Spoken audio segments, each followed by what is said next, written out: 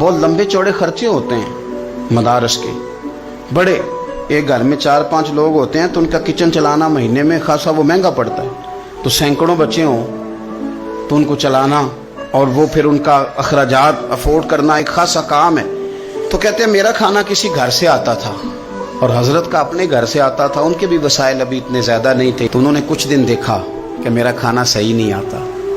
کہیں سے آتا تھا تو کئی دفعہ رات کی روٹی بھی آ جاتی, سالن پچھلا بھی کئی دفعہ آ جاتا. تو فرماتے ہیں حضرت نے دیکھا تو کیفیت دیکھی کہ اب یہ بچہ ہے, اس کے احساسات ہیں. تو مجھ سے فرمانے لگے پتر استاد شاگرد ایک سودا نہ کر لیں. میں نے کہا حضور وہ کون سا؟ فرمانے لگے یار وہ تیرے والا کھانا مجھے بڑا اچھا لگتا ہے, اس طرح نہ کریں کہ تو میرے والا کھا لیا کر میں تیرے والا کھا لیا کروں. تو فرماتے ہیں کہ اتنا اصرار کیا انہوں نے, اس طرح زیادہ انہوں نے اصرار کیا کہ مجھے ماننا ہی پڑا. ان کا کھانا تازہ پک کے آتا تو میں کھاتا تھا, اور میرا کسی گھر سے آتا تھا وہ کھاتے تھے. اور جب میرے استاد میرے حصے کی روٹی کھاتے تھے اور مجھے پڑھاتے تھے تو میں رویا کرتا تھا. اور میں کہتا تھا یہ اعزاز ہے نا, مدارس کے لوگ اس طرح کر کے دین پھیلاتے